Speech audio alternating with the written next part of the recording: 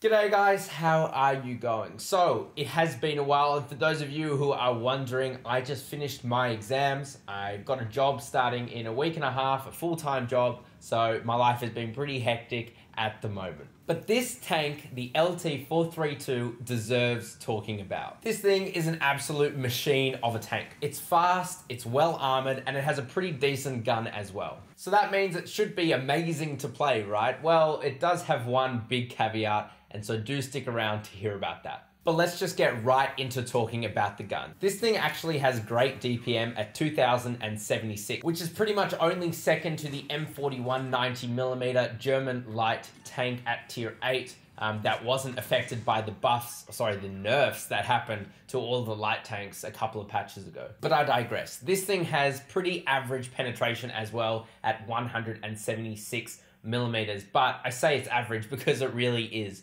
Pretty much every light tank at tier 8 has around 175 to 180 penetration, which is not great, but it means that really you need to go to the sides and the rear of heavy tanks especially to be able to penetrate them.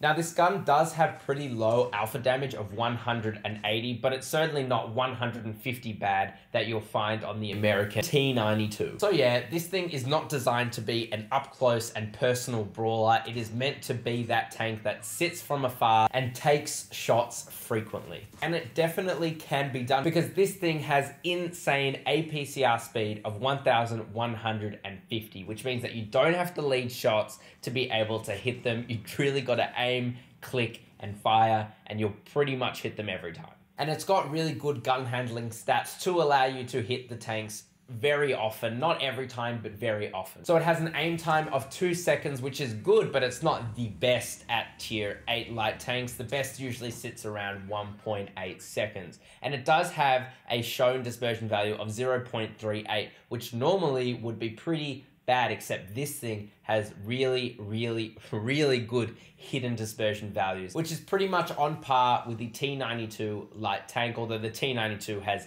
even better hidden dispersion values, which makes that thing just a laser. And the good news continues because this thing has a top speed of 70 kilometers an hour, which is really great for a tier 8 light tank, and it's made even better by the fact that this tank has a horsepower to ton ratio of 33.33, I guess recurring, 33.33. That just means that this tank will get to its top speed of 70 kilometers per hour very comfortably. And its tank traverse and its turret traverse at 48 degrees per second, while not the best, is again very average for a light tank, which means that this tank can still definitely run rings around most heavy tanks. Oh, and did I mention the good news continues? This thing is surprisingly well armored. The upper half of the tank, not the lower half, but the upper half of the tank has around 180 to 200 millimeters of protection, which is really good. And when you combine it with the fact that a lot of these protection angles are so far-fetched at like 70, 80 degrees, this thing can really bounce a lot of shells purely by auto bouncing. The sides also really seem to absorb a lot of stuff, so do take note when you are shooting at this tank, try not to hit it at its angled side because the tracks seem to absorb a lot of shells. Now the view range of this thing as well is pretty average, 380 meters. I say average because the other Russian and Chinese light tanks, they all have 380 millimeters at tier 8. So it's definitely not the best, but it's also not the worst. It can very much be fixed by using coded optics as I do on the tank. So now you might be wondering, well, what's the bad about this tank? It's got great mobility, it's got pretty good armor, and it's got a pretty good gun. So what is bad about this tank? Well, this thing is massive. It's gigantic. It's enormous. I can't even fathom in my head how big this tank is. So what I'm going to do is I'm going to show you exactly how big this tank is. Now, yes, it is low profile, and yes, when it uses its 7 degrees of gun depression, it can be a pretty awesome hull down monster.